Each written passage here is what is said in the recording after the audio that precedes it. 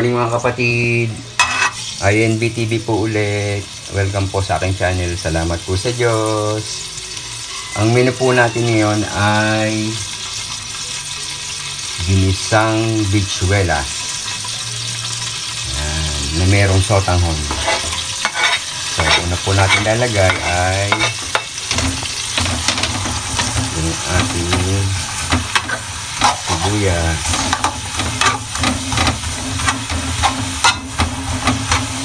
Wala po akong ilalagay na meat dito. Cubes lang po ang ilalagay ko.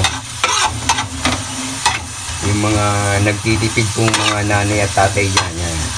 Pwede po ito. Budget meal. Yan. Pagkain na po namin ito hapunan. At saka tanghalian. Yan. At saka kasahog na rin po as usual yung aming alagang aso pusa. Salamat po sa Diyos. At may pagkain na natin.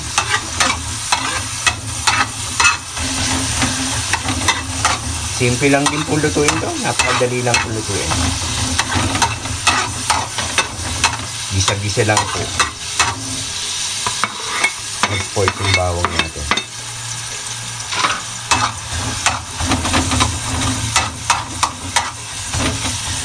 Then po natin mag-golden brown po yung ating bawang.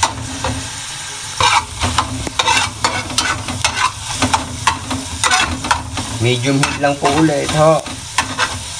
Every time po na nagluluto po ako ng ulam namin, lagi po ako naka-medium heat. Hindi po ako nagsasagad ng apoy para matipid din po sa gasolina. Alam niyo naman po medyo mahirap ang buhay ngayon. Kailangan po ng medyo ang budget tight budget. Kumbaga. Nasa pagtitimpla naman po yan. Kasi po hindi kompleto yung ingredients siya. Pag ang timpla niyo po masarap, ayos na po yun. Lalo po ito gulay po ito. Healthy pa po ang gulay. Lalagay na po natin yung ating, ang nilagay ko pong cubes ay beef.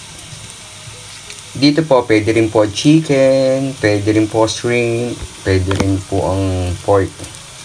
At pwede rin po yung sariwang baboy, sariwang hipon, pwede rin po. Manok, pwede rin po. Nasa inyo pong choice. Nasa inyo pong choice kung ano po gusto nyo. Ang ginamit ko lang po ay yung beef na cubes. So, kaya po dyan, hindi na tayong maglalagay ng maraming asin. Konti lang pong asin yan, lalagay natin dyan.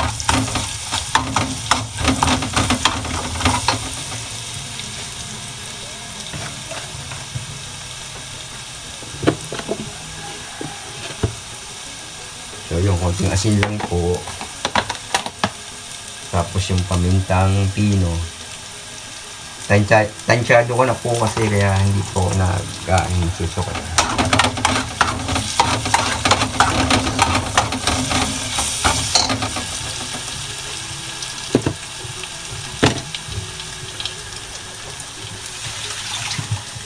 Po niyan ay tubig na po. Ayan.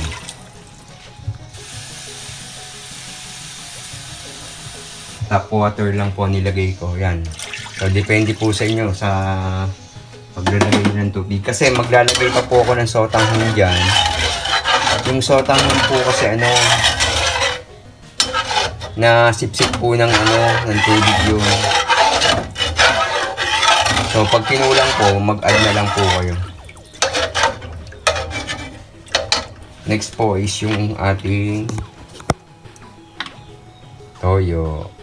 Konti lang din po. Para pampakulay lang po yan. Okay na po yan.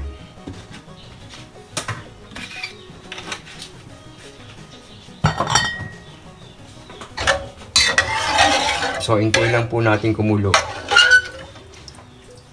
Yan na po natin yung isa. Yan na. Maya-maya po ulit, pakulin po natin.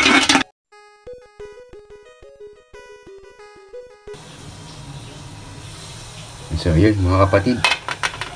Nakulo na po. Pasensya na po kayo, ako po nakawa ulit at yung aking bunsong anak ay naliligo na po. So ito po, lalagay na po natin ang ating bichuelas. So babad na po sa tubig rin yan, nababad ko na po. Ayan, medyo magalaw po, pasensya na po.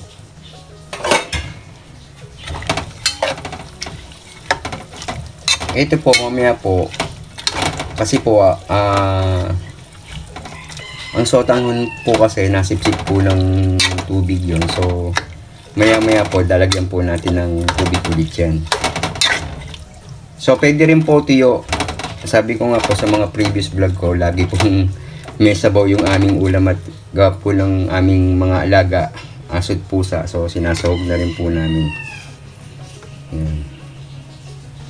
So, maya po, hintayin po natin kumulo mga kapatid.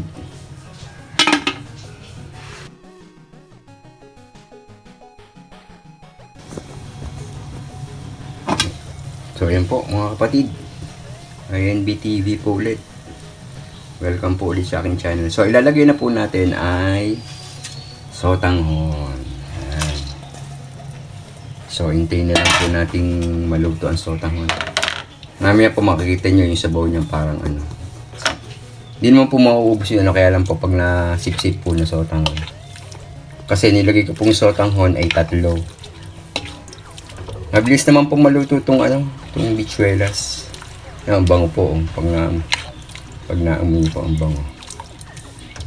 Yan, mahilig. Kasi po yung mga anak ko, yung dalawa ko pong anak, napakahilig po sa gulay.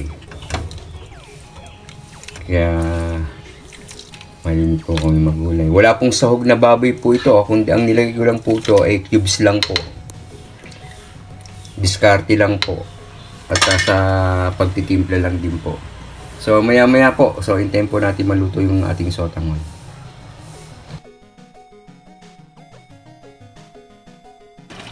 So yun mga kapatid.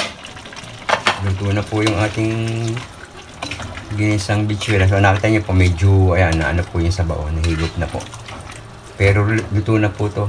Natikman ko na po. Tamang-tama lang po yung kanyang alat.